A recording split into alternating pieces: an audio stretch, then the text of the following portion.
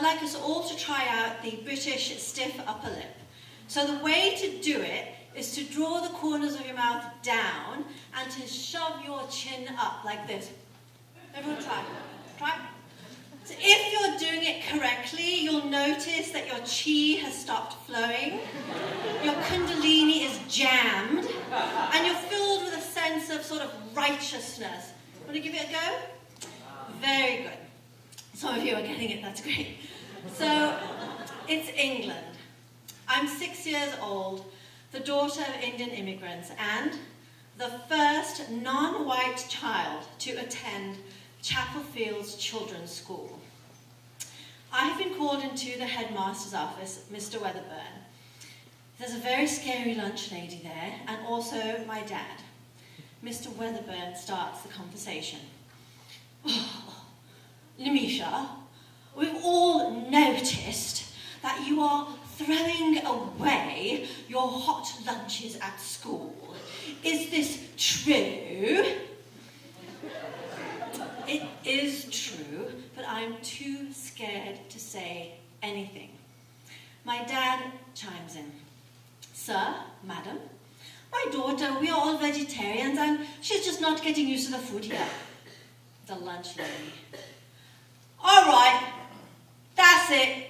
These foreigners, they're coming here. They're a thankless lot, Mr. Weatherburn. I told you, they were a thankless lot, they were. Food's good enough for English children. Not good enough for you lot, is it?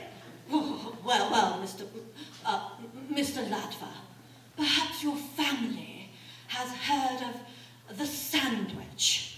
Perhaps you could bring a sandwich from home. Okay, this is bad news for me because Indian parents the world over think you can put anything hot and spicy between two pieces of bread and call it a sandwich. So my dad's up there telling them about my personal home-style favourite, white bread with butter, hot mango pickle, and potato chips on the inside because they're cheap and shelf-stable, so they're better than lettuce. And that's when it hits. That's when it hits Mr. Weatherburn and the lunch lady. Oh, we can't have that. We can't have that smelly food in my cafeteria, Mr. Weatherburn. You've got to put a stop to this. These foreigners are going to... No, we can't have that, no. Well, Mr. Ladver, if you can't provide proper food from home, she simply must eat the food that is being provided for her. My dad. Sir, madam, with all due respect, the girl is getting proper food at home. And, for the record, we are British citizens like you. Well, perhaps your daughter has something to contribute to this conversation. Nimisha, have you anything at all to say? I am petrified. I'm almost not even in the room anymore. I'm thinking to a day near the beginning of school. It's lunchtime, and I'm by myself. I'm sitting alone because my one friend is homesick, and I hear the voice of a grown-up behind me. It's the lunch lady. I brought you some gravy. Oh no, I'm not supposed to eat gravy, so I tried to tell her, Miss Lunch Lady, I can't eat gravy because it's made for meat. Eat it!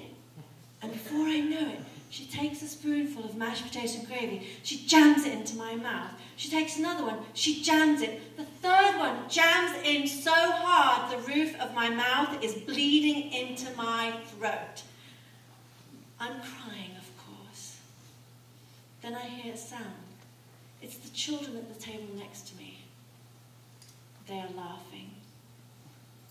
From that moment, my throat is shut completely. I neither speak nor eat at school. So we're back in Mr. Weatherburn's office. Oh, Nimisha, is there anything at all you could contribute? I'm trying my best, but I've never been so scared in my life. I'm trying to think of the one thing that could satisfy all these angry grown-ups. And then I hear a voice. It says one word. Ketchup? It's my voice. Ketchup, my dad says. Of course, ketchup. A bottle of ketchup is sent to school, and I get a dollop of it in the empty spot where the meat would have been, and I'm able to choke down the dry rice and boiled cabbage that's being served to me. In a perfect world, I would have called out that nasty bully of a lunch lady when I had the chance. In a perfect world, I would have taken that glass bottle of ketchup and pow! Smacked it hard so she'd have ketchup all over her. I didn't do that either. In this, our shared and imperfect world, I am thankful that there are satisfactions greater than vengeance. When I said the word ketchup, I found my voice again.